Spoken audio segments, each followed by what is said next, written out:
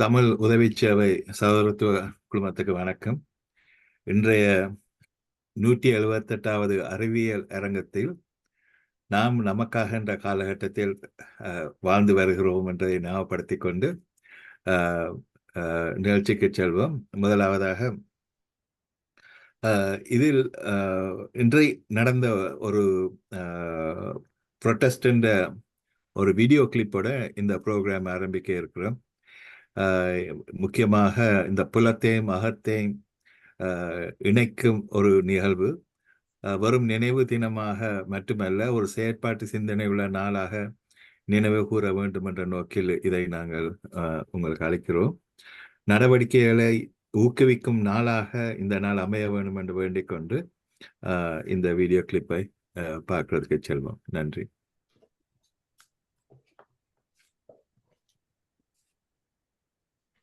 இந்த பேரணியானது சர்வதேச காணாமல் ஆக்கப்பட்டோர் தினத்தை கோரி எமது சர்வதேச பன்னாட்டு சமூகம் அதில் தலையீட்டை வலியுறுத்தித்தான் நாம் இந்த பேரணியை இன்று செய்திருக்கின்றோம். எனவே அதன் போது எமது அறிக்கையானது வாசிக்கப்படும். எனவே இந்த அறிக்கையானது வாசிக்கப்பட்டு சர்வதேச சமூகத்திடம் ஒப்படைக்கப்படும். வலிந்து காணாமல் ஆக்கப்பட்டவர்கள் உறவுகளின் சங்கம் வடக்கு கிழக்கு மாகாணங்கள் 30/8/2024 வலிந்து காணாமல் ஆக்கப்பட்டவர்களுக்கு சர்வதேச விசாரணையை கோருகின்றோம்.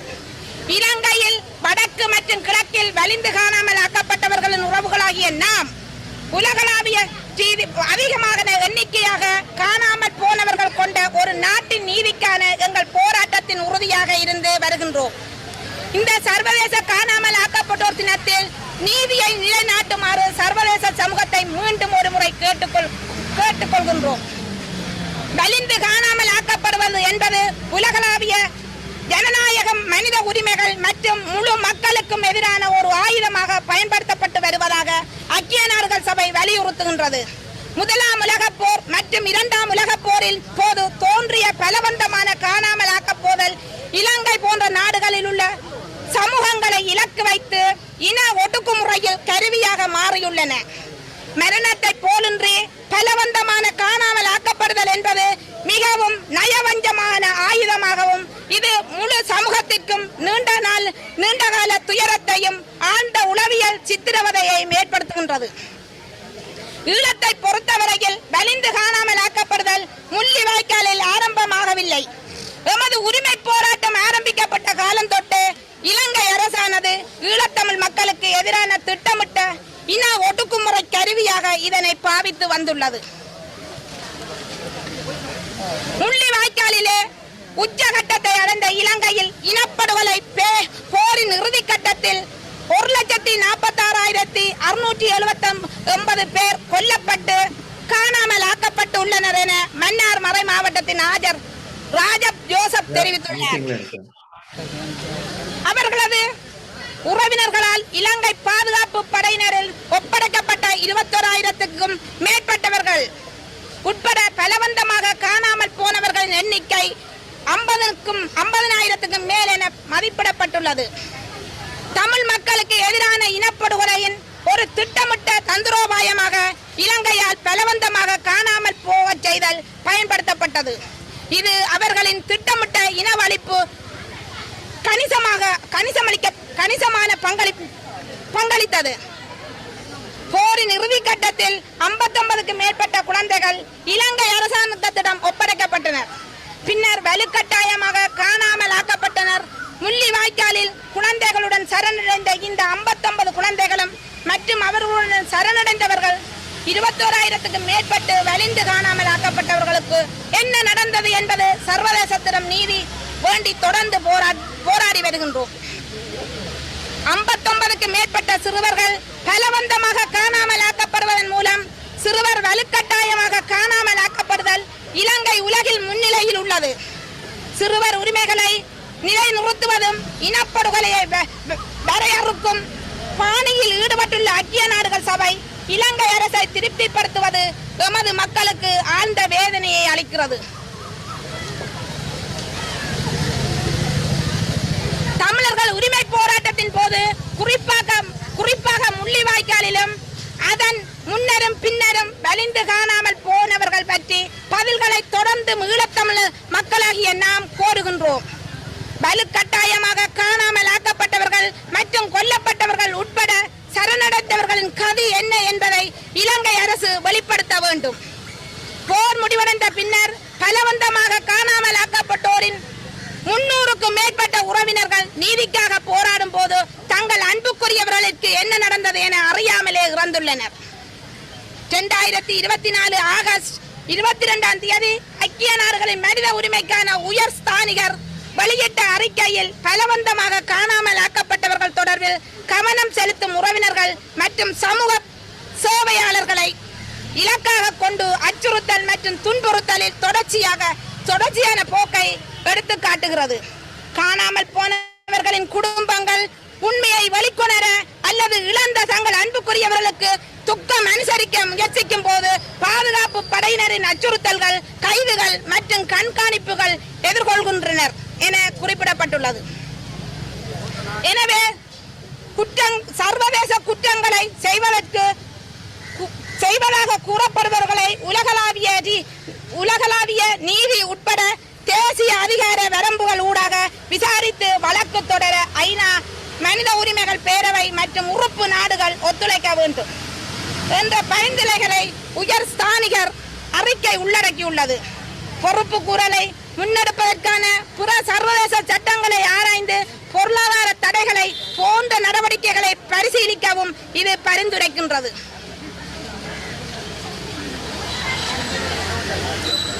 ஐநா மனித உரிமைகள் ஆணையாளரின் பரிந்துரைகளுக்கு செவிசாய்த்து நீண்ட காலமாக பாதிக்கப்பட்டுள்ள தமிழ் மக்களுக்கு நீதியை வழங்குவதற்காக சர்வதேச குற்றவியல் நீதிமன்றத்தில் ICC உள்ளிட்ட சர்வதேச பொறிமுறையின் ஊடாகவும் தீர்க்கமான நடவடிக்கைகளை எடுக்குமாறு சர்வதேச சமூகத்தை கேட்டுக்கொள்கின்றோம்.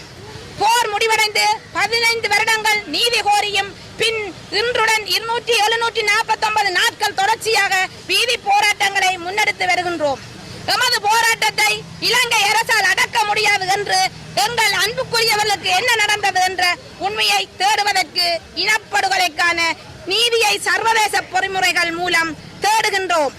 எங்கள் உறுதிப்பாட்டை மீண்டும் உறுதிப்படுத்துகின்றோம்.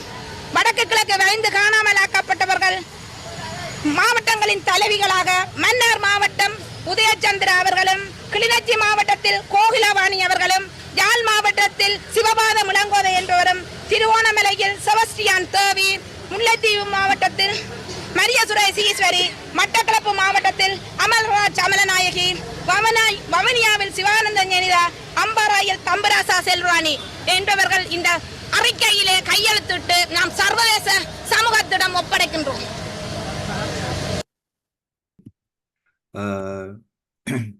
இன்று இந்த தாய்மார் 2700 நாட்களுக்கு மேல் இந்த போராட்டத்தை முன்னகர்த்தி வருகிறார்கள்.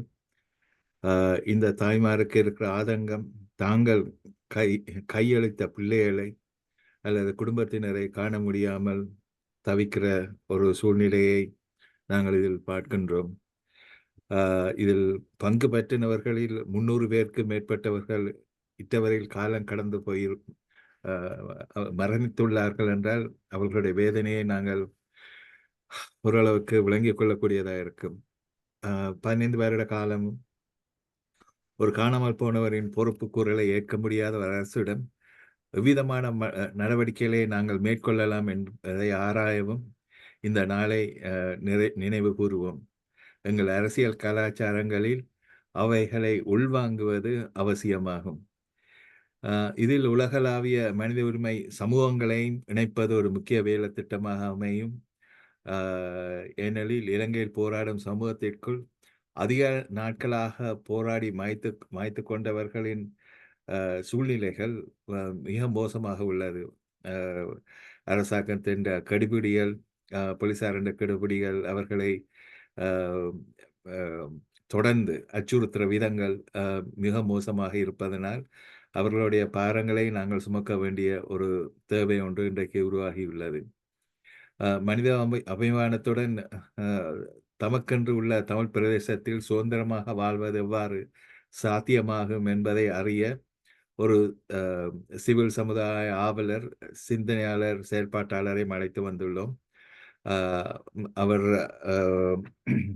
ஃபெலிசியன் பிரான்சிஸ் என்றவர், மட்டக்களப்பு பீஸ் கவுன்சிலில் ஒர்க் பண்ணவர். அவருடைய அனுபவங்களையும் நாங்கள் இதில் முதல் அறிந்து கொண்டு அடுத்ததாக நாங்கள் எங்களுடைய வழக்கறிஞருமாகவும் மற்ற செயற்பாட்டாளராகவும் ஐக்கிய ராஜ்யத்தில் இருந்து பலருக்கும் அறிமுகமான மனித சிரேஷ்ட வழக்கறிஞருமான திரு கணநாதன் அவர்களை அதற்கு பிறகு நாங்கள் அழைப்போம்.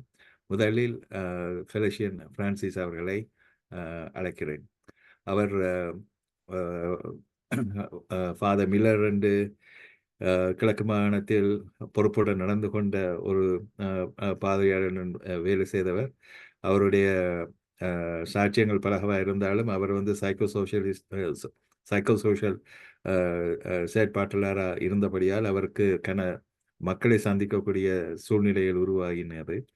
அவருடைய அனுபவத்தை நாங்கள் முதல் கேட்டுக்கொண்டு அடுத்ததாக திருக்கணன் அவர்களுக்கு செல்வோம்.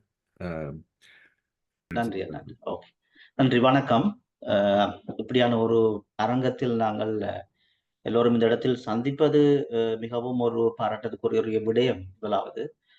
மற்றது இந்த வீடியோவை நாங்கள் ஆரம்பத்தில் பார்க்கின்ற பொழுது இது பல நினைவுகளை எனக்கு இந்த நேரத்தில் கொண்டு வருகிறது. நாங்கள் நேரடியாக ஒவ்வொரு மக்களையும் இப்படியான பப்ளிக்கான இடங்களில் சந்திப்பதை விட்டு அவர்களுடைய இல்லங்களில் நாங்கள் தனித்துவமாக மறைவான இடங்களில் சந்தித்த அந்த பழைய ஞாபகங்கள் தான் எனக்கு இந்த நேரத்தில் வந்து கொண்டிருக்கின்றது. என்று சொன்னால் இது ஒரு வெறும் அரசியல் ஒரு கோரிக்கையோ ஒரு போராட்டமோ அல்ல. ஒவ்வொரு தனி மனிதனுடைய உறவு முறையையும் தொலைத்து தவிக்கின்ற ஒரு மனிதனுடைய குமுறல்கள், உணர்வு ரீதியான ஒரு தாக்கங்களாகத்தான் நான் இதை ஆரம்ப கட்டத்திலே நான் ஒரு மனிதாயமான பணியாளர், உல சமூக செயற்பாடுகளில் ஈடுபட்டவர் என்ற முறையிலே நான் இவற்றை முதலாக கண்டுகொண்டேன். முக்கிய காரணம் என்னென்று சொன்னால், நாங்கள் ஆரம்ப கட்டத்திலே வளர்ந்து வருகின்ற பொழுது இந்த காணாமலாக்கப்படுதல் என்பது இப்ப 2009 பிறகு இறுதிக்கட்ட யுத்தத்திற்கு அல்லது 90ஆம் ஆண்டு நடுப்பகுதிகளிலே சர்வதேச நிறுவனங்களுடைய இடையீடுகளை தொடர்ந்து பிரபலமாக்கப்பட்டாலும் இந்த காணாமலாக்கப்படுதல் என்ற செயற்பாடுகள் ஆரம்ப காலகட்டங்கள், யுத்த காலம் துவங்கிய ஆரம்ப காலகட்டங்களில் இது ஆரம்பிக்கப்பட்ட ஒரு விடயம். அந்நேரம் அது பரவலாக ஒரு பெரிய ஒரு வெளிப்படுத்தப்பட்ட ஒரு விடயமாக இருக்கவில்லை. ஆனால் அப்ப இருந்து ஒருவர் பஸ்ல பயணிக்கின்ற பொழுது அவரை இடையில இறக்கி எடுத்துட்டு கொண்டு போறது, அப்படி பல இதுகள் அப்படி அங்கேயும் இங்கேயும் நடந்து கொண்டுதான் இது வந்தது. இறுதிக்கட்ட யுத்தத்திலே பரவலாக ஒட்டுமொத்தமாக பச்சிளம் குழந்தைகள் கைகளோடு கொண்டு சொல்லப்பட்ட எல்லாரும் பஸ்ல ஏற்றி சென்றவர்கள் எங்கே என்று கேட்கின்ற அளவுக்கு இது பெரிய ஒரு விஸ்வரூபம் எடுத்த ஒரு அவலம் ஒன்று. இதைத்தான் நான் முதலாக அந்த கோணத்திலே நான் இதை பார்க்கின்றேன். எங்களுடைய அனுபவத்திலே நாங்கள் தன்னுடைய பிறந்து வளர்ந்த இடம் கிழக்கு மாகாணமாக இருந்தாலும் வடபகுதியிலே நாங்கள் குறிப்பாக வன்னியிலே யுத்தத்துக்கு பின்னராக பல்வேறு பட்ட அடிப்படையிலே வேலை செய்கின்ற சமூகங்களோடு நான் அங்கிருக்கக்கூடிய சிவில் சமூகம், தொண்டர் நிறுவனங்கள் இவற்றோடு இணைந்து பணியாற்றுகின்ற பொழுது காணாமற் போன்றுடைய விவரங்கள் மிகவும் பாரதூரமான ஒரு விடயமாக எனக்கு தெரிய வந்தது. ஏனென்று சொன்னால் இதை வெளிப்படையாக சொல்லக்கூடிய நிலையிலே மக்கள் இல்லை. ஏனென்று இதில் ஒன்றை நாங்கள் கவனிக்க வேண்டும். இந்த காணாமல் ஆக்கல் படுவதற்கு குற்றவாளிகளாக இருப்பவர்கள் யார்? முதலாவது, இவர்கள் வெளிநாட்டிலிருந்து வந்தவர்கள் அல்ல. இதற்கு முன்னின்று இந்த மக்களை கடத்தியவர்களோ அந்த மக்களை கொலை செய்தவர்கள் என்று சொல்ல நம்பப்படுகிறவர்களோ எல்லாரும் அதே சமூகத்தைச் சேர்ந்தவர்களைத்தான் இந்த யுத்த கட்டமைப்பு பயன்படுத்தி என்றதை நாங்கள் கவனத்தில் கொள்ள வேண்டும். ஏனென்று சொன்னால் அந்தந்த ஊர்களில் இருக்கக்கூடியவர்களை பெரிய பெரிய இராணுவ அமைப்புகள் இருக்கின்றவர்கள் ஓட்டுக்குழுக்களாக இணைத்துக் கொண்டு அல்லது அவர்களை தமது கைக்கூலிகளாக வைத்துக் கொண்டு இப்படியான மக்களை அந்தந்த இடங்களிலே, வீடுகளிலே போய், கிராமங்களிலே போய் ஒவ்வொருத்தரையும் கடத்தி கொண்டு போகின்றதுக்கு பயன்படுத்தியவர்கள் இவர்கள் தான். அப்ப நாங்கள் இப்போ தேடுகின்ற பொழுது கூட இந்த பெர்பட்ரேட்டர்ஸ் என்று சொல்லக்கூடியவர்கள், அந்த குற்றத்தை புரிந்தவர்கள் சமூகத்தின் மத்தியில் தான் இப்பவும் இருக்கின்றார்கள்.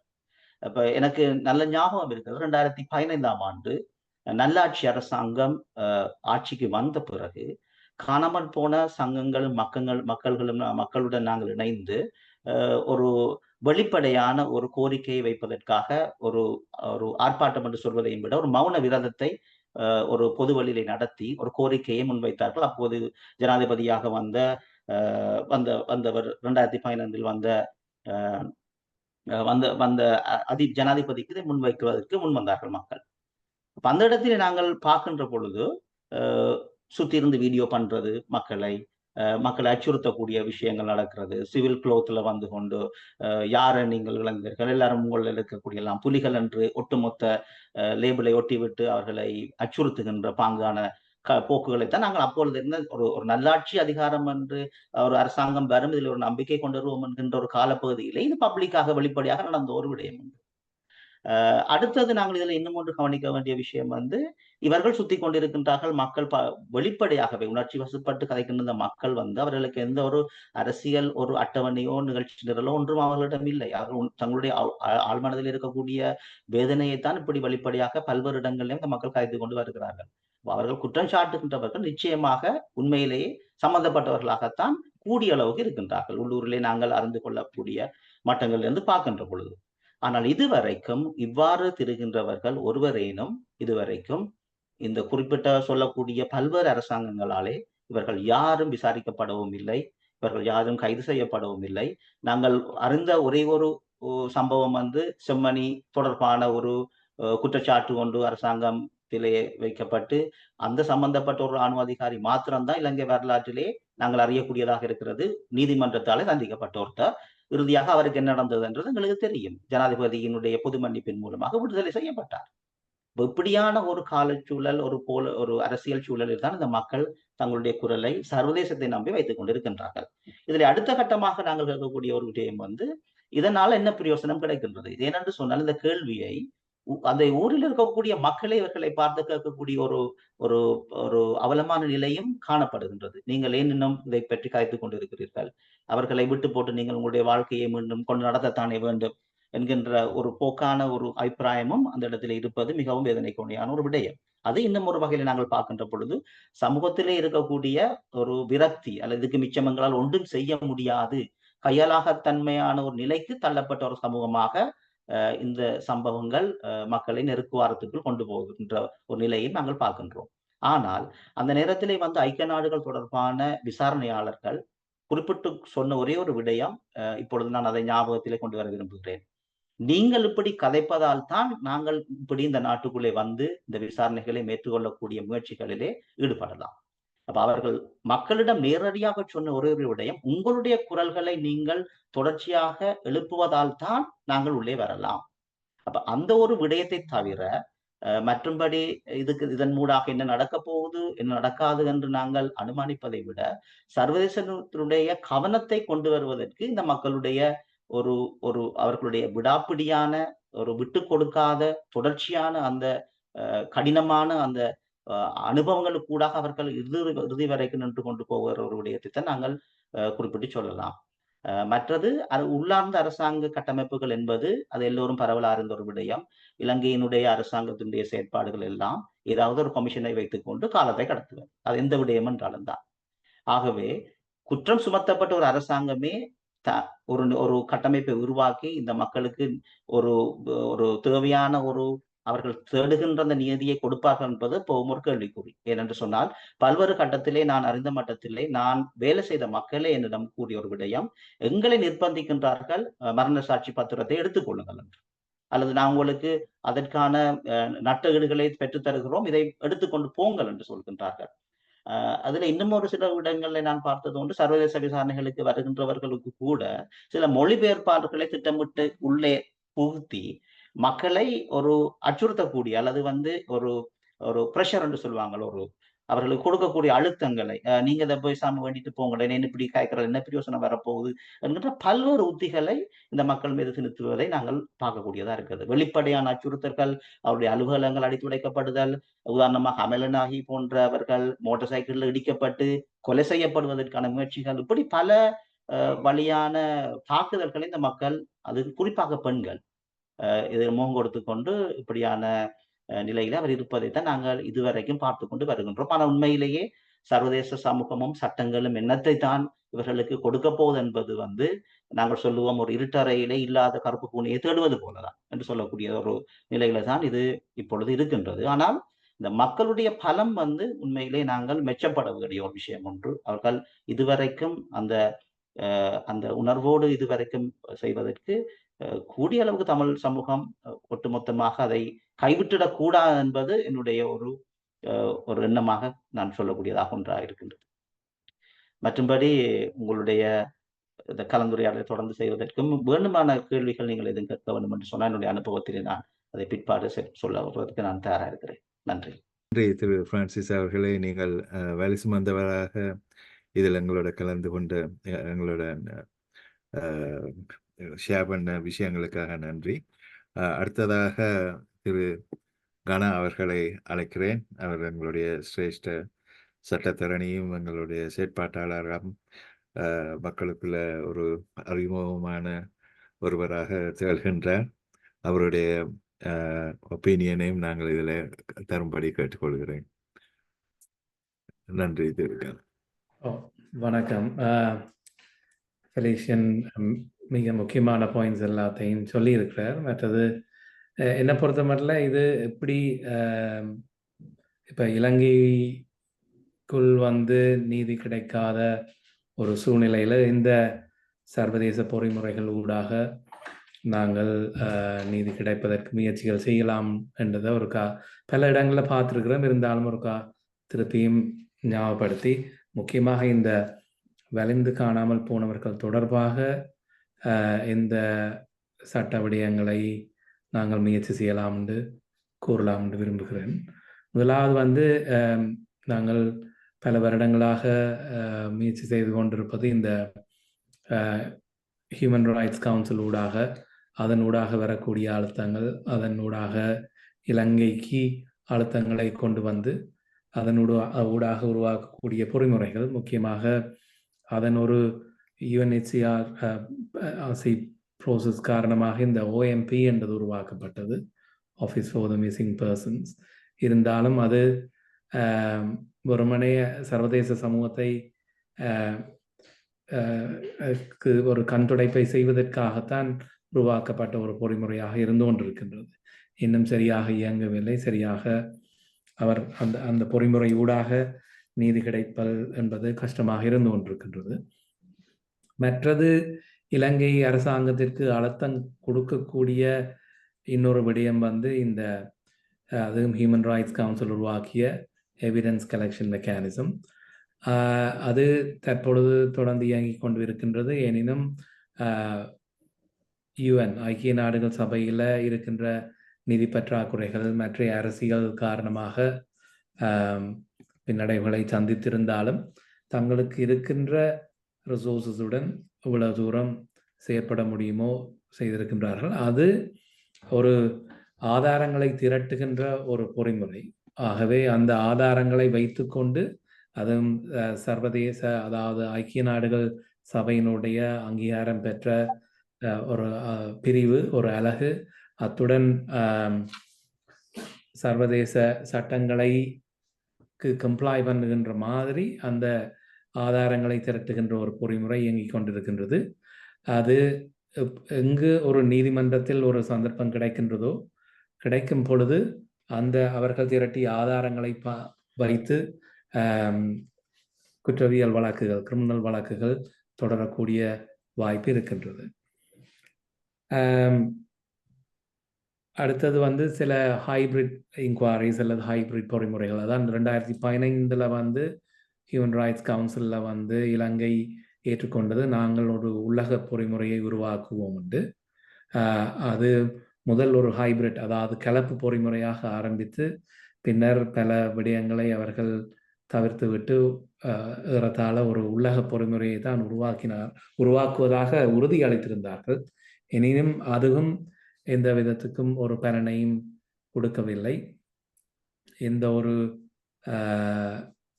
ஒரு செயற்பாடு செய்யக்கூடிய ஒரு நிலையையும் எட்டவில்லை.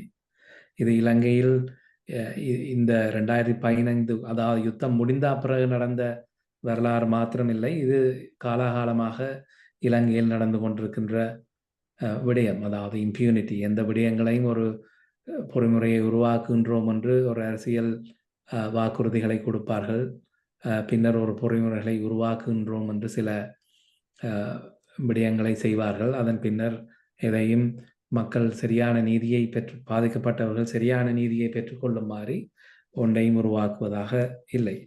அடுத்ததாக எமது தரப்பில், தமிழர்கள் தரப்பில் முக்கியமான ஒரு சர்வதேச வேண்டுகோளாக இருந்து கொண்டிருப்பது இன்டர்நேஷ்னல் கிரிமினல் கோர்ட் ஊடாக இந்த குற்றங்களை விசாரிக்க வேண்டும். சர்வதேச குற்றங்கள், முக்கியமாக இந்த காணாமல் போனவர்கள் விடயமும் ஒரு சர்வதேச குற்றமாக பார்க்கப்படுகின்றது. அந்த அடிப்படையில் இன்டர்நேஷ்னல் கிரிமினல் கோர்ட், சர்வதேச குற்றவியல் நீதிமன்றம் ஊடாக ஒரு வழக்கு கொண்டு வர வேண்டும் என்ற வேண்டுகோள் மிக முக்கியமான ஒரு வேண்டுகோளாக பாதிக்கப்பட்ட எமது சமூகத்திடமிருந்து பரவலாக ஒலித்து வருகின்றது. அதில் இரண்டு வகைகளாக, இரண்டு வழியில் இன்டர்நேஷ்னல் கிரிமினல் கோர்ட் இந்த வழக்கை விசாரிக்கலாம், அல்லது இந்த குற்றங்களை விசாரிக்கலாம், அல்லது இலங்கையில் நடந்த பிரச்சனைகளை விசாரிக்கலாம். முக்கியமான பல வழிகள் இருந்தாலும் முக்கியமாக எமக்கு ரெலவெண்டானது இரண்டு. ஒன்று செக்யூரிட்டி கவுன்சில் ஊடாக, யுனைடெட் நேஷன்ஸ் உடைய செக்யூரிட்டி கவுன்சில் ஊடாக இலங்கை விடயத்தை விசாரிக்க வேண்டும் என்று ஒரு தீர்மானம், ஒரு ரெசல்யூஷன் கொண்டு அது இன்டர்நேஷ்னல் கிரிமினல் கோர்ட்டுக்கு பாரம் கொடுப்பது. அது ஒரு மிகவும் அரசியல் கலந்த ஒரு விடயமாக இருக்கின்றது. உங்களுக்கு தெரியும், செக்யூரிட்டி கவுன்சில் அண்மையில் நடக்கின்ற காசா விடயத்தில் கூட எத்தனையோ ரெசல்யூஷன்ஸ் கொண்டு வரப்பட்டு அது வீட்டோ பண்ணப்படுவதும், மற்றது டைல்யூட் பண்ணப்படுவதும், அதை பலமிழக்க செய்வதும் போன்ற அரசியல்கள் நடந்து வருகின்ற இந்த பின்னணியில் சாத்தியமற்றது என்று கூற முடியாது. ஆனால் மிகவும் ஒரு அரசியல் ஆதரவு எங்களுக்கு கிடைக்க வேண்டியிருக்கின்றது. முக்கியமாக இந்த செக்யூரிட்டி கவுன்சிலினுடைய பெர்மனன்ட் மெம்பர்ஸ், வீட்டோ பவர்ஸ் உள்ள சைனா, ரஷ்யா போன்ற நாடுகள் இதை வீட்டோ பண்ணாமல் இருக்க வேண்டும். மேற்கத்திய நாடுகள் இதை கொண்டு வருகின்ற பட்சத்தில் அதற்கான உதாரணங்கள் இருக்கின்றன. சுடான் விஷயம் அந்த டெஸ்ட்டை பாஸ் பண்ணி இன்டர்நேஷ்னல் கிரிமினல் கோர்ட்டுக்கு அனுப்பப்பட்டது. அதில் சைனாவும் ரஷ்யாவும் அப்ஸ்டெயின் பண்ண நினைக்கின்றேன். ஆகவே அதுவும் சாத்தியமானது தான். எனினும் அதுக்கு ஒரு பெரிய அரசியல் சக்தியாக அல்லது அரசியல் விடயமாக எமது தமிழ் மக்களுடைய விடயம் வருகின்ற பட்சத்தில் அதற்கான சாத்தியக்கூறுகள் உருவாகும். அது தவிர இன்னொரு வழி ஆர்டிகல் 15 கம்யூனிகேஷன் என்று கூறுவார்கள். அது ரோஹிஞ்சியா மக்களுடைய விவகாரத்தில் 2018-19 நடந்த வழக்குகளின் ஊடாக இன்டர்நேஷ்னல் கிரிமினல் கோர்ட்டில் ஒரு மிகவும் முக்கியமான ஒரு வழியாக பார்க்கப்படுகின்றது. தற்பொழுதும் நீங்கள் பார்த்திருப்பீர்கள், இந்த காசா விஷயத்திலையும் ஐசிசியினுடைய சீஃப் ப்ராசிக்யூட்டர் அந்த வழிமுறையில் தான் பிடியாணைகளை, அரெஸ்ட் வாரண்ட்களை இஷ்யூ பண்ணியிருந்தார். அதை இந்த கிழமை கூட அது பற்றிய செய்திகள் நீங்கள் படித்திருப்பீர்கள். அதை அவர் ஒரு விசாரணையை ஆரம்பித்ததன் பின்னர் ப்ரீ ட்ரையல் சேம்பர் என்று கூறுவார்கள், ஐசிசியினுடைய ஒரு நீதிமன்ற அலகு, அதனுடன் அவர் அனுமதி கேட்க ஒரு விண்ணப்பத்தை சமர்ப்பித்திருந்தார். அது தற்போது பரிசீலனையில் இருக்கின்றது. அதுக்கிடையிலேயே பிரித்தானியாவிலிருந்தும் இஸ்ரேலிலிருந்தும், பிரித்தானிய அரசிடமிருந்து இல்லை, இங்கு இருக்கின்ற சட்டத்தரணிகளிடமிருந்தும் இன்டர்நேஷ்னல் கிரிமினல் கோர்ட்டினுடைய சீஃப் ப்ராசிக்யூட்டர் கரீம் கானுக்கு எதிரான அரசியல் அழுத்தங்கள் பல போய்கொண்டிருக்கின்றன. ஆகவே அதுவும் சர்வதேச நீதி தேடலும் மிகவும் அரசியல் கலந்தது தான். எனினும் ஆர்டிகல் 15 கம்யூனிகேஷன் என்பது அது ஐசிசி செக்யூரிட்டி கவுன்சில் ஒரு பெரிய அரசியல் என்று சொன்னால், அத்துடன் ஒப்பிட்டு பார்க்கும் பொழுது ஆர்டிகல் 15 கம்யூனிகேஷன் ஒரு சின்ன அரசியல் என்று நாங்கள் சொல்லலாம். ஆகவே அதற்கான வாய்ப்புகள் இருக்கின்றன. அந்த அடிப்படையில் தான் நாங்கள் கோத்தபாய ராஜபக்ச அவர்கள் ஸ்காட்லாண்டுக்கு வருகின்ற பொழுது சர்வதேச சட்டத்தரணிகள் ஊடாக ஒரு தமிழர்கள் தொடர்பாக ஒரு முறைப்பாடை இன்டர்நேஷ்னல் சீஃப் ப்ராசிக்யூட்டருடன் கையளித்திருந்தோம். தற்பொழுதும் அது விசாரணையில் இருக்கின்றது. அவர் இன்னும் அது பற்றிய ஒரு முடிவை எட்டவில்லை. ஆனால் அந்த விண்ணப்பத்தை, அந்த முறைப்பாட்டை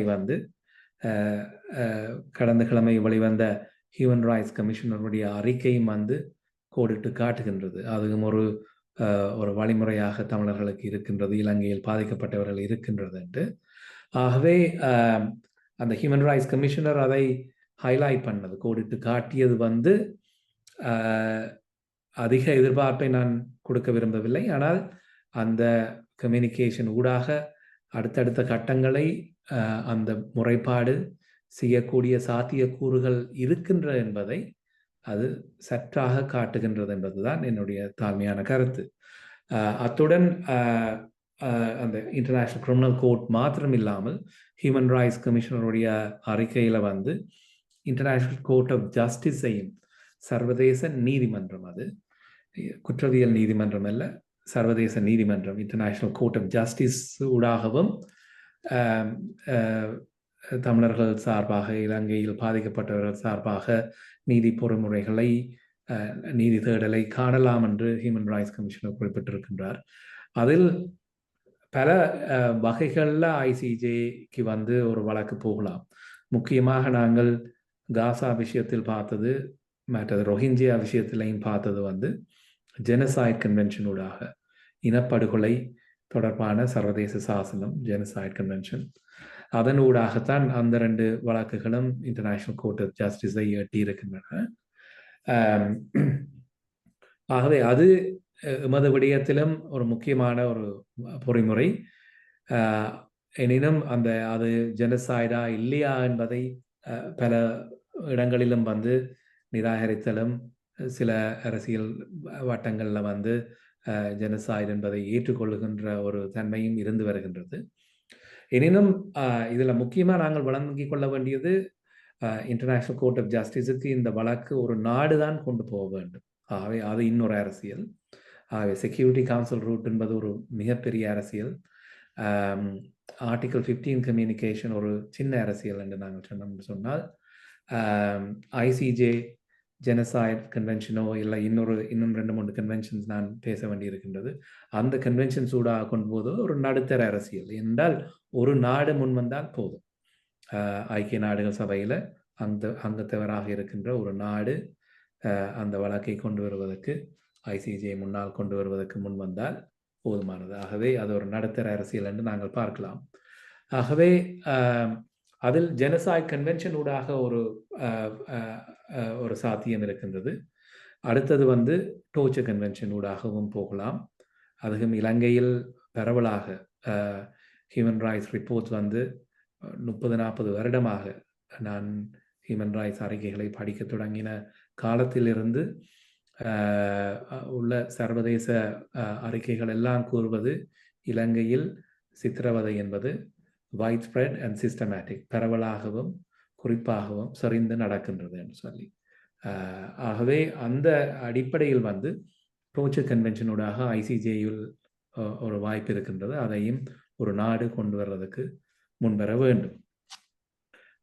அடுத்தது இன்றைய தலைப்புக்கு மிகவும் முக்கியமானது வந்து இந்த கன்வென்ஷன் ஆன் என்ஃபோர்ஸ்ட் டிஸப்பியரன்சஸ் என்பதையும் இலங்கை கைச்சாத்திட்டு இருக்கின்றது. ஆகவே அந்த அடிப்படையிலையும் வந்து ஐசிஜேயிலையும் ஒரு நாடு முன்வருமாக இருந்தால் இந்த காணாமல் ஆக்கப்பட்டவர்கள் தொடர்பாக ஒரு வழக்கு கொண்டு வருவதற்கு சாத்தியம் இருக்கின்றது. இலங்கை வந்து 2016 தான் அதில் முழுமையாக ஒரு கைச்சாத்திட்ட ஒரு அங்கத்தவராக வந்தார்கள். எனினும் அதில் சட்டவாதங்கள் இருக்கின்றது. 14 இருந்து மாத்திரமில்லை, ரெட்ரோஸ்பெக்டிவாக பின்னால் போயும் அதற்கு முன்னால் நடந்த காணாமல் போடல்கள் தொடர்பாகவும் அப்படி ஒரு வழக்கு ஆரம்பிக்கின்ற வகை பட்சத்தில் வந்து அதை விசாரிக்கக்கூடிய ஜூரிஸ்டிக்ஷன் அதிகாரம் வந்து இன்டர்நேஷனல் கோர்ட் ஆஃப் ஜஸ்டிஸுக்கு இருக்கும் என்று அடிப்படை இருக்கின்றது. அடுத்தது வந்து நாங்கள் பார்க்க வேண்டியது யூனிவர்சல் ஜூரிஸ்டிக்ஷன். அது வந்து எந்தெந்த நாடுகளில் இந்த குற்றம் புரிந்தவர்கள் இருக்கின்றார்களோ அவர்கள் வந்து போகின்றார்களோ அந்த நாடுகளில் யூனிவர்சல் ஜூரிஸ்டிக்ஷன் ஊடாக இந்த வழக்குகள் தொடரப்படலாம்.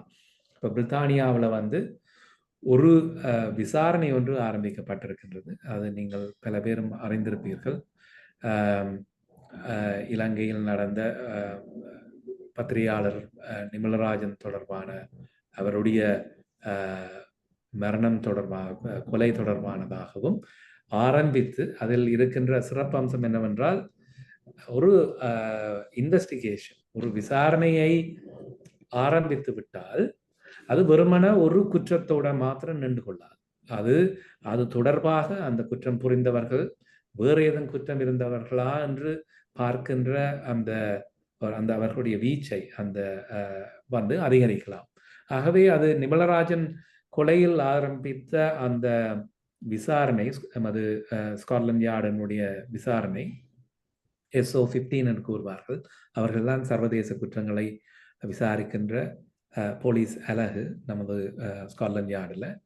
அவர்களுடைய விசாரணை அதில் ஆரம்பித்து தற்பொழுது எலெக்ஷனில் 2001 எலெக்ஷனில் நடந்த தாக்குதல்கள், கொலைகள் தொடர்பாகவும் தாங்கள் விசாரிப்பதாக அண்மையில் அறிவித்திருந்தார்கள். ஆகவே ஆரம்பத்தில் ஒரு கொலையில் ஆரம்பித்த அந்த விசாரணை வந்து தற்பொழுது இன்னும் அடுத்த கட்டத்தை எட்டியிருக்கின்றது. இன்னும் அது தொடர்பாக ஹியூமன் ரைட்ஸ் ஆர்கனைசேஷன்ஸ் போன்றவர்கள் இன்னும் அந்த விசாரணையை பிறப்பிப்பதற்கான சில முயற்சிகளில் ஈடுபட்டிருக்கின்றார்கள். அதை அந்த கட்டத்தை அடைந்த பின் தான் நாங்கள் பொது வழியில் பேசக்கூடியதாக இருக்கும்.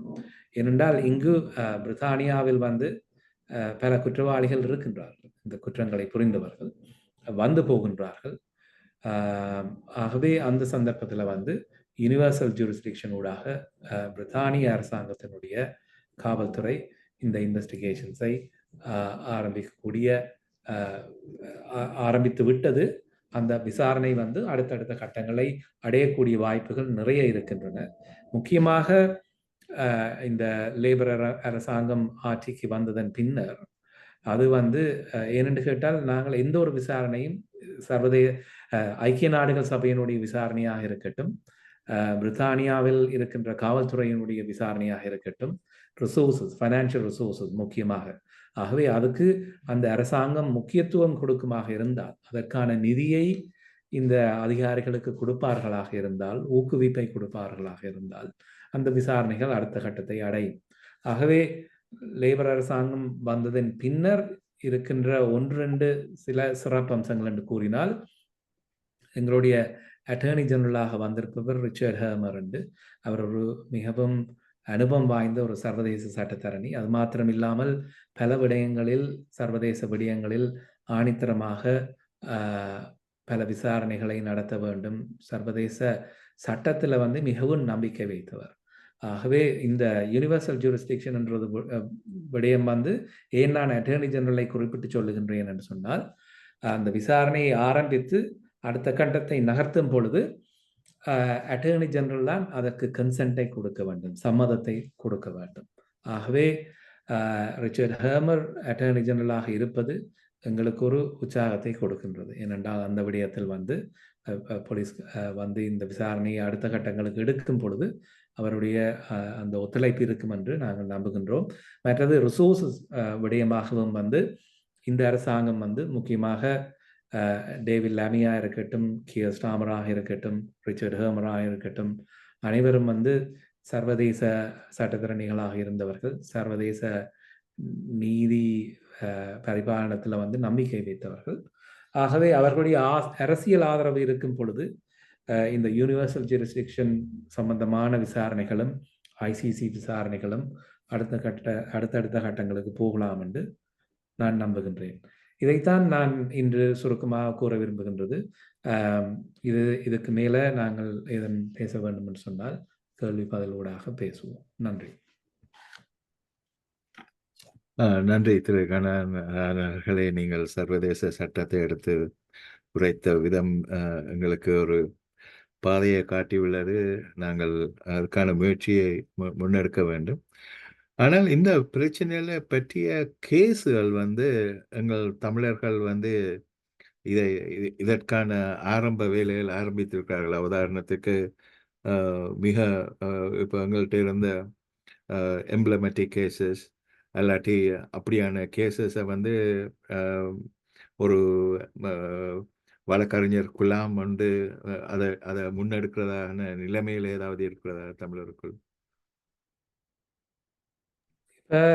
இப்போ விசாரணைகள் என்ற பொழுது இப்போ நாங்கள் செய்ய வேண்டிய என்னுடைய கருத்து வந்து லாபி தான் முக்கியமாக. ஏனென்றால் அறிக்கைப்படுத்தல், அதாவது என்று பார்த்தால் நாங்கள் ஓஐஎஸ்எல் இன்வெஸ்டிகேஷனில் வந்து இப்போ அறிக்கைகள் வந்து 3 வகைப்படும். ஒன்று வந்து முதலாவது ஹியூமன் ரைட்ஸ் இன்வெஸ்டிகேஷன், அதைத்தான் வந்து ஓஐஎஸ்எல் செய்தது 2015 வந்து. அப்போ செய்து அவர்களுடைய அறிக்கை உண்மையாக அரசியல் ஆதரவு இருக்கும் என்று சொன்னால், எந்த உலகத்தில் எந்த மூலையிலையும் தமிழர்களுக்கு நீதி கிட்ட வேண்டும் என்ற அரசியல் ஆதரவு இருக்கும் என்று சொன்னால், அதற்கான ஆதரவு திரட்டல், ஆதாரம் திரட்டல் என்பது வந்து ஏற்கனவே நடந்து விட்டது. ஓஐஎஸ்எல் ஒரு கட்டத்தை அடைந்திருந்தது. அதை அடுத்த கட்டத்தை இந்த ஸ்ரீலங்கா அக்கௌண்டபிலிட்டி ப்ரொஜெக்ட் வந்து அதை ஒரு கிரிமினல் ஃபைல்ஸாக அல்லது இன்னும் இந்த ஹியூமன் ரைட்ஸ் இன்வெஸ்டிகேஷன் வேற, ஒரு போலீஸ் அல்லது கிரிமினல் இன்வெஸ்டிகேஷன் வேற, அதை அடுத்த கட்டத்தை கொண்டு செல்லக்கூடிய அந்த ஆதாரப்படுத்தல் வந்து நடந்து விட்டது. ஆகவே இதற்குள் சட்டத்தரணிகள் குழாம் உருவாக்கி நாங்கள் ஆதாரங்களை ஸ்டடி பண்ண வேண்டும் என்ற ஒரு தேவை இல்லை. ஆனால் எது முக்கியம் என்று சொன்னால் லாபி தான் முக்கியம்.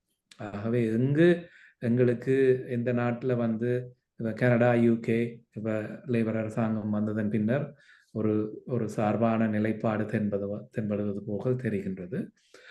கனடாவில் நிச்சயமாக பல விடயங்களில் அவர்கள் சாங்ஷன்ஸ் தொடர்பாகவும் முன்னிலையில் இருக்கின்றார்கள். யுஎஸும் வந்து முன்னிலையில் இருக்கின்றார்கள். ஆகவே லாபி, அரசியல் ஆதரவை திரட்டுவதன் மூலம்தான் அதுதான் முக்கியமான பணி. அடுத்த கட்டத்தில் அதுக்கு தேவையான சட்ட உதவிகள், சட்டத்தரணிகளுடைய ஆதரவு தேவை என்று சொன்னால், நாங்கள் நமது சமூகத்திலும் சரி, சர்வதேச சட்டத்தரணிகளுக்கும் சரி, அந்த ஆதரவை திரட்டுவது பெரிய காரியம், கஷ்டமான காரியம் கிடையாது. நாங்கள் எந்த நேரத்திலையும் கொண்டு வரலாம். ஆனால் அந்த அரசியல் ஆதரவை திரட்டுவது, அரசியல்லையும் வந்து இவ்வளவு காலம் எப்படி இருந்ததுன்னு சொன்னால், ஒரு வாய்ப்பேச்சுக்காக நாங்கள் தமிழர்கள் கஷ்டப்பட்டு விட்டார்கள், அக்கௌண்டபிலிட்டி முக்கியம் என்று கூறிவிட்டு தங்களுக்கு சுயநலமான அரசியலை காய் நகர்த்துவது, ஆட்சி மாற்றங்களை கொண்டு வருவது போன்ற நடவடிக்கைகள்லாம் சர்வதேச சமூகம் பெரும் அக்கறையை காட்டி வந்தது. ஆனால் மனப்பூர்வமாக எங்களுக்கு நீதி கட்ட வேண்டும் என்ற ஒரு ஆதங்கம் அரசியல்ல சர்வதேச ரீதியாக வெறுமாக இருந்தால் நிச்சயமாக வந்து நாங்கள் அடுத்த கட்டத்தை அடையலாம். இதுல இன்றைக்கு நாங்கள் 15 வருடம் இந்த யுத்தம் முடிந்து கடந்து விட்டோம். எத்தனையோ வருடங்கள், எத்தனையோ 30-40 வருடமாக, இந்த 75 வருடம் என்றே சொல்லலாம், இந்த வேலைகளை சுமந்து கொண்டிருக்கிறோம்.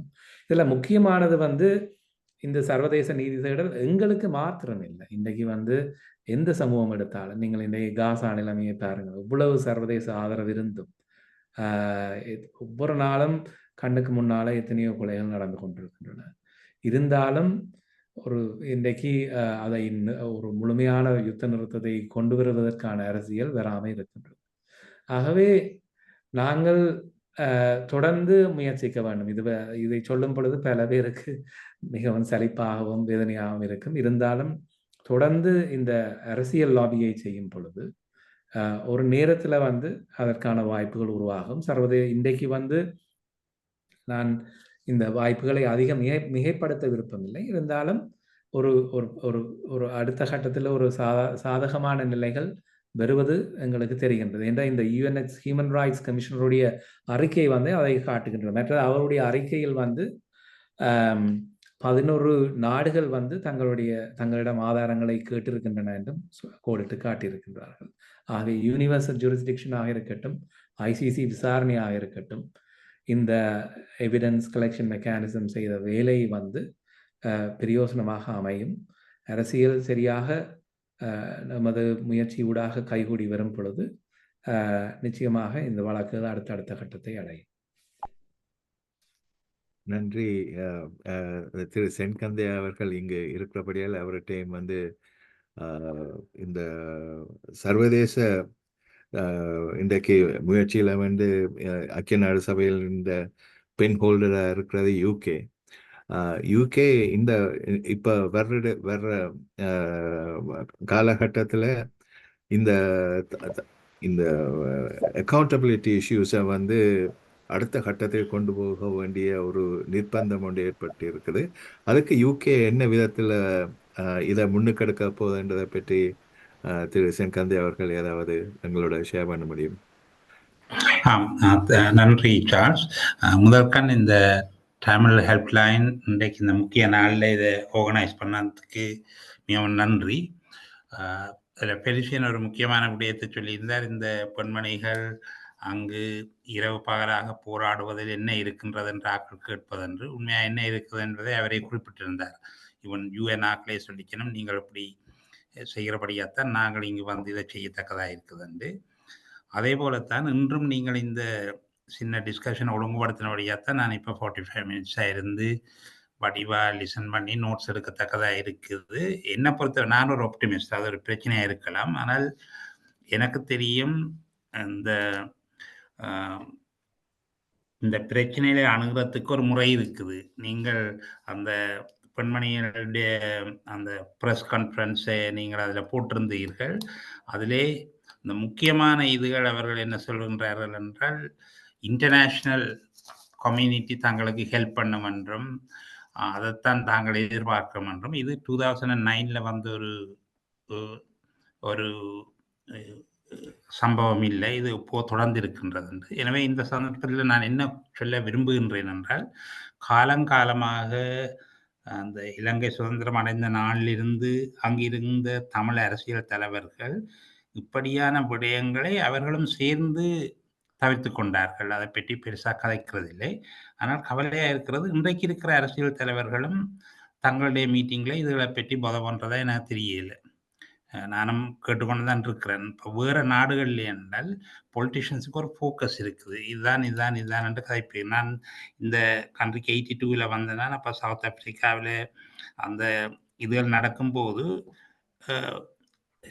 டிவியை போட்டால் அவர்கள் அந்த சிறுபான்மையினம் பெரும்பான்மையினை தாழ்றதை பற்றும் அங்கே என்ன நடக்குதுன்னு திருப்பி டெஸ்மண்ட் டூட்டு போன்ற தலைவர்கள் சொல்லிக்கொண்டே இருந்தார்கள். இப்போ இந்த நெல்சன் மண்டேலா வந்ததை எடுத்து ஃபோக்கஸ் பண்ணார்கள். ஆனால் எங்களோட தலைவர்கள் அதை செய்யவில்லை என்றதை முதல் சொல்லிக்கொண்டு, கனா சொன்ன மாதிரி நாங்கள் இங்கு இருக்கக்கூடிய அரசியல் மாற்றத்தை பெரிதுபடுத்த விரும்பாவிட்டாலும், ஆனால் நீங்கள் கேட்டபடியாக சொல்லுகின்றேன், அவர்கள் எங்களுக்கு, அதாவது தமிழ் கம்யூனிட்டிக்கு எலெக்ஷனுக்கு முதல் என்னத்தை குறிப்பிட்டிருந்தார்களோ, உதாரணமாக அந்த சாங்ஷனை 100 நாட்களுக்கு கொண்டு வருவதை செய்யத்தான் போகின்றார்கள். அந்த எலெக்ஷன் ஸ்ரீலங்காவில் பிரசிடென்ஷியல் எலெக்ஷன் அதுக்குரிய முடிவு வரும். அதை விட இந்த 2வதாக ஐசிசி ஐசிஜியை பற்றி சொல்லியிருந்தார்கள், அதையும் கட்டாயம் செய்கிறேன் என்று சொல்லியிருக்கின்றார்கள். மூன்றாவது விடயம் முக்கியமானது என்றால், அவர்கள் இலங்கையிலே ஒரு நிரந்தரமான அரசியல் தீர்வு வருவதற்கு தாங்கள் பங்களிக்க விருப்பம். ஆனால் நீங்கள் இலங்கையில் இருக்கக்கூடிய அரசியல் தலைவர்களையும் அங்கு இருக்கக்கூடிய சிவில் சொசைட்டிஸையும் டயஸ்போராவையும் ஒன்றாக கூடி உங்களுக்கு ஒரு அக்செப்டபிளான சொல்யூஷன், ரீசனபிளானதை நீங்கள் கொண்டு வந்தால் நாங்கள் அதை ஃபெசிலிட்டேட் பண்ணுறதுக்கு ஹெல்ப் பண்ணுறோம் என்று குறிப்பிட்டிருக்கின்றார்கள். எனவே தான் இந்த பொது கேண்டிடேட் என்று வந்தபோது எனக்கு மகிழ்ச்சியாக இருந்தது. இந்த எங்களுடைய அரசியல் தலைவர்கள், இலங்கையில் இருக்கக்கூடிய தமிழ் அரசியல் தலைவர்கள் ஜெனுவினாக இருந்தால் அவர்கள் கட்டாயமாக அந்த பொது கேண்டிடேட்டை கட்டாயம் சப்போர்ட் பண்ணணும். ஒரே ஒரு ரீசனுக்காக, இந்த டைமில் உலகத்துக்கு நாங்கள் காட்ட வேண்டிய ஒரு உண்மை இருக்கின்றது, நாங்கள் எல்லோரும் ஒன்றாக இருக்கின்றோம் என்று. எனவே அதற்கு இன்னும் காலம் இருக்கின்றது, ஃபியூ டேஸ் இருக்கின்றது. ஐ ஹோப் அந்த பாய்ஸ்கரி குரோம் என்று குறிப்பிடுகின்ற அரசியல் தலைவர்களும் மற்றவர்களும் அதில் இருப்பவர்களும் எல்லோரும் சேர்ந்து இதில் ஒன்றாக வருவார்கள் என்று சூறிக்கொண்டு, சார்ல்ஸுடைய அந்த கேள்விக்கு பதில் என்னவென்றால், கட்டாயமாக தொழிற்கட்சி எங்களுடைய விடயத்தில் ஃபோக்கஸ் பண்ணுவார்கள். அதை செவிப்பது எங்களுடைய, அதாவது இங்கே இருக்கக்கூடிய யூகே மக்கள், தமிழ் மக்கள் அனைவருடைய கடமை என்று. ரிமெம்பர், இதில் இருக்கிற குரூப் மாத்திரமல்ல, அனைவரும் இதுக்கு பாடுபட வேண்டும்.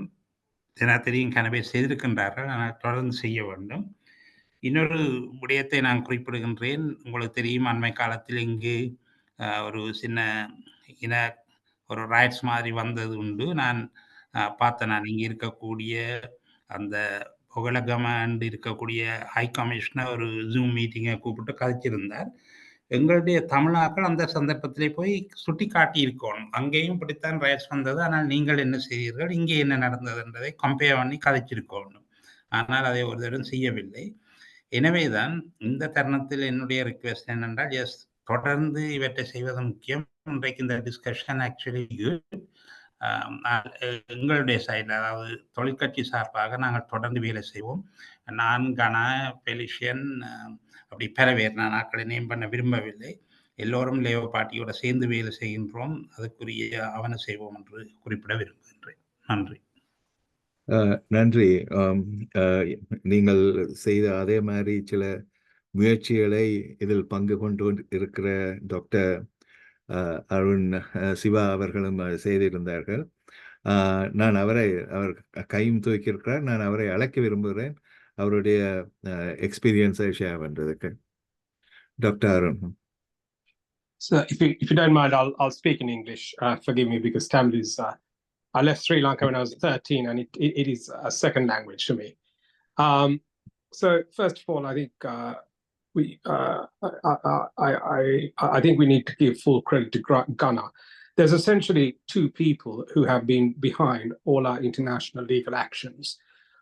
One is Ghana, the other is Francis Harrison of ITJP. I think without these two people, there wouldn't be much happening in the background. So just to give you a bit of chronology about the actions brought in the UK. When Rajapaksa came here for the Oxford University Union to give a speech, an arrest warrant was sought. The firm behind that was Bernberg Pierce. When he came here for the Queen's Diamond Jubilee, an arrest warrant was sought again. And we know what happened when the first arrest warrant was sought. He moved General Chagi Galagay to the premises of the Sri Lankan High Commission, and then they basically ran away. When the second arrest warrant was sought, he left early. I also have to give credit to the people who worked on working on the expulsion of Major General Prasanna Silva from the UK, and also Jagat Dias as defense attaché. Both are defense attachés from accredited Germany and Switzerland, and that was the Society for Threatened People. Since then, there has been the ICC submission, and once again, Ghana was behind that. It was a very detailed submission. The case involved is a top case on ICC matters, and he said it was the best evidence produced so far. Now we have, I don't want to name them, but we have three very bright young women. One's a Harvard qualified lawyer. The other one is a Yale qualified lawyer, and the other one is a New York University qualified lawyer. And they, with the evidence of victims of international crimes in the UK, once again, Ghana is helping there. I have put together a credible dossier on international crimes perpetrated on the Chandrika Bandaranaike Kumaratunga, who comes here freely because her two children live here. One's a GP in Wimbledon, the other one's a vet who lives in Mitcham. Then, of course, there's Francis Harrison.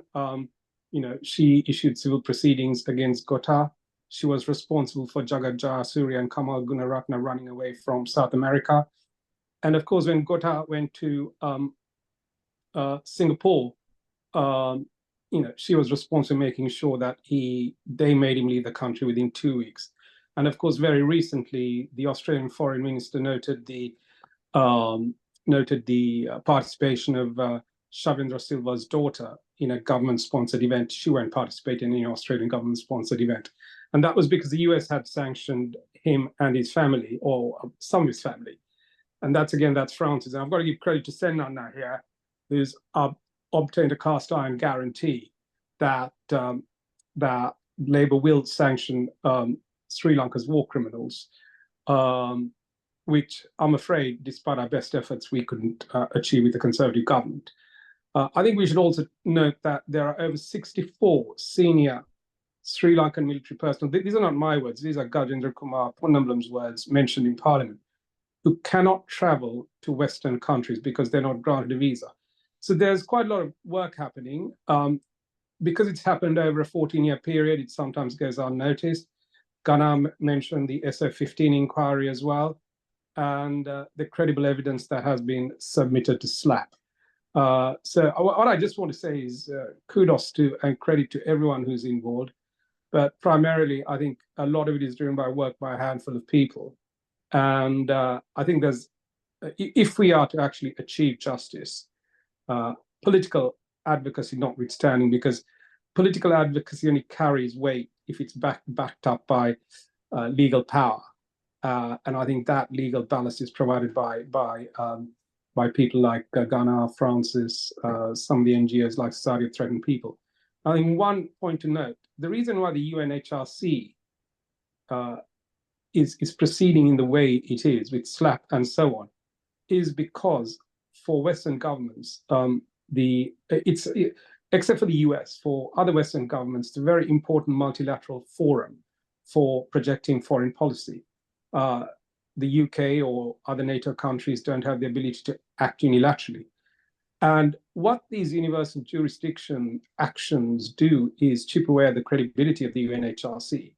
So by bringing these actions, by bringing these SF-15 inquiries, by challenging governments in court, what we're doing is indirectly, or what these people are doing is indirectly pressuring Western governments to make sure that the UNHRC process is a credible process.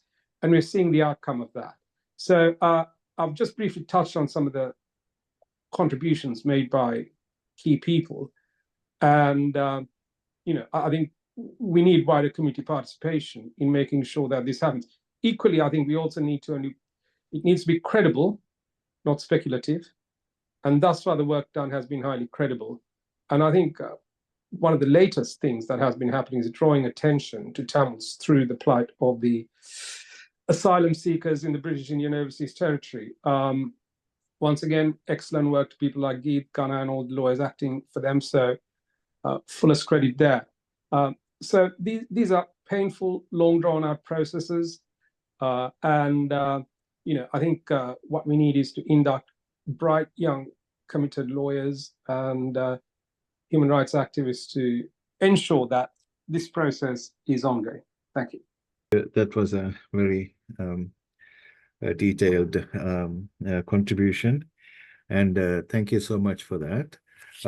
I believe that you will continuously support the common effort made by Sen Kandeh and Mr. Arun on this matter, and you have been working very closely, and I think Tamils have to appreciate that you work beyond the party lines for the common interest of the Tamil people, and I think kudos to all these leaders, and I'm so thankful for that.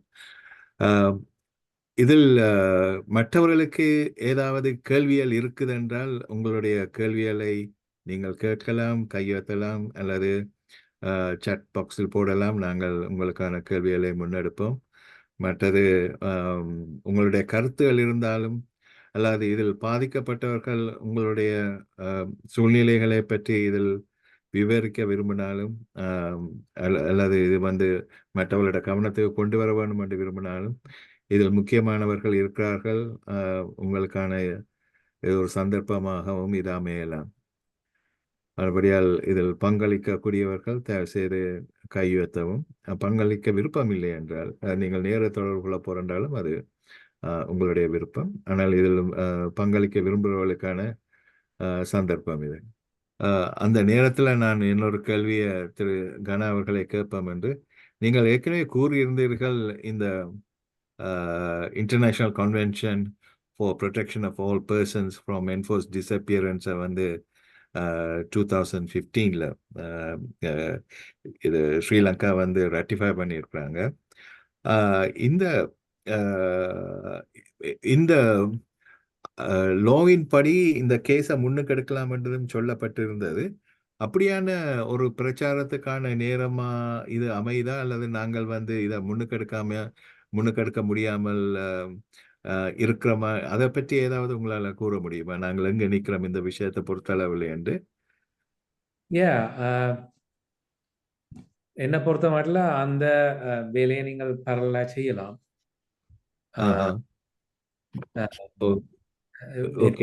முயற்சிகள் இருக்குது. சில நாடுகள் அந்த ஜெனசாய்டுன்றதுல சில ரிலாக்டன்ஸ் இருக்கலாம். இந்த ஜெனசாய்டுன்றது ஒரு பொலிட்டிக்கலான ஒரு பாலிட்டிக்ஸ்ல இன்னொரு லெவல் இல்லையா?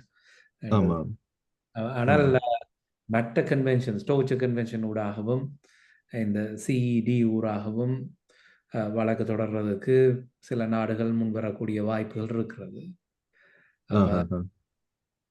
அந்த நாடுகள் எல்லாத்தையும் நாங்கள் யூகேட்டையும் கனடாட்டையும் எதிர்பார்க்காமல் மற்ற நாடுகளையும் ஐரோப்பிய நாடுகளுக்கு கூட வாய்ப்புகள் இருக்குது. நெதர்லாண்ட்ஸ் சில லீகல் ஆக்ஷன்ஸை கொண்டு வந்திருக்கணும் ஐசிஜேயில் டோர்ச்சர் கன்வென்ஷனுக்கு கீழே. அப்போ நெதர்லாண்ட்ஸை அப்ரோச் பண்ணலாம். அப்படியான யூரோப்பியன் நேஷன்ஸையும் அப்ரோச் பண்ணி என்று நான் சொன்ன மாதிரி ஒரு கண்ட்ரி தான் எங்களுக்கு தேவை ஐசிஜேக்கு போகிறதுக்கு.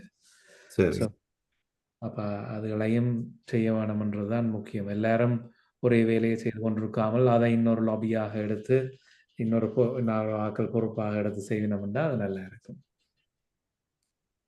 நன்றி. இதில் ஒரு கேள்வி, இலங்கை அரசாங்கத்தால் பலவந்தமாக வலிந்து கடத்தப்பட்டு காணாமல் ஆக்கப்பட்டவர்களுக்கு நாடு கடந்த அரசாங்கத்தால் சர்வதேச விசாரணை கிடைக்குமா? Can TGT take this matter to the court? அது நீங்கள் சொன்னபடி அது யாரும் எடுத்து கொண்டு போகலாம் என்றுதான் நான் நினைக்கிறேன். நீங்களே கேள்வி அது நாடு கடந்த அரசாங்கம் என்றபடியாண்டு அதை நாங்கள் தெளிவுபடுத்த வேணும். அது எங்களுக்கு ஒரு உணர்வுபூர்வமான அமைப்பாக இருந்தாலும் அது ஒரு நாடாக ஐக்கிய நாடுகள் சபையில் அங்கீகரிக்கப்பட இல்லை. ஆகவே டிஜிடி ஒரு வழக்கையும் கொண்டு போயிடாது. டிஜிடி கொண்டு போங்கோன்ற லாபியில தான் ஈடுபட்டிருக்கிறார்கள். ஓகே, வேறு ஏதாவது கேள்விகள்? நீங்கள் வேறு கேள்விகள் இல்லாத கட்டத்தில் நாங்கள் இதை முடிவுக்கு கொண்டு வரலாம் என்று நினைக்கிறேன். ஏனென்றால் நாங்கள் இதில் முக்கியமாக பிஸியான ஆட்களையும் இதில் நாங்கள் இழுத்து வந்திருக்கிறோம். இன்றைக்கு அவர்களுக்கு நன்றி கூறிக்கொண்டு இதை முடிவுக்கு கொண்டு வரலாம் என்று இருக்கிறேன். கடைசியாக ஏதாவது கேள்விகள் இருக்கும் என்றால் தயவு செய்து கை உயர்த்துங்கள். அப்படி இல்லாத கட்டத்தில் நாங்கள் நீங்கள் Arjun has one, then you have raised the hand again, or is it that you raised the hand earlier? I raised the hand again. I just forgot to mention Priyanka Fernando as well. The work done behind the expulsion of Priyanka Fernando. And once again, that's mainly based on the work of Geet, who was working with Francis to expel him. We really shouldn't underestimate the work done in the UK. We have expelled 2 defense attaches. And we were going to almost expel Swarna Botata. So, there is a lot of work happening here. It is hard work, it's painstaking work, it's slow work. But I think it is important that a lot of people join in and support this, because, it requires, it's patience, frustrating, but equally, because people have stayed the course for 14, 15 years. I mean, Ghana, Sen, Francis, Geet, people like that we were able to deliver these outcomes. Okay, thank you for your contribution. And I think it has been very well presented by yourselves and from Labour Party lead Senkande, and Gananathan for the legal aspect of it. I think this must be adapted, and we'll send it to other activists on these matters. And also our first invitee and Mr. Francis had been wonderful in bringing the first-hand experience to us. And I wish to எல்லாருக்கும் நான் இதுக்கு நன்றி கூறி இதை முடிவுக்கு கொண்டு வர விரும்புகின்றேன். வந்த விருந்தினர்கள் எல்லோருக்கும் நன்றி, பார்வையாளர்களுக்கும் நன்றி. வணக்கம்.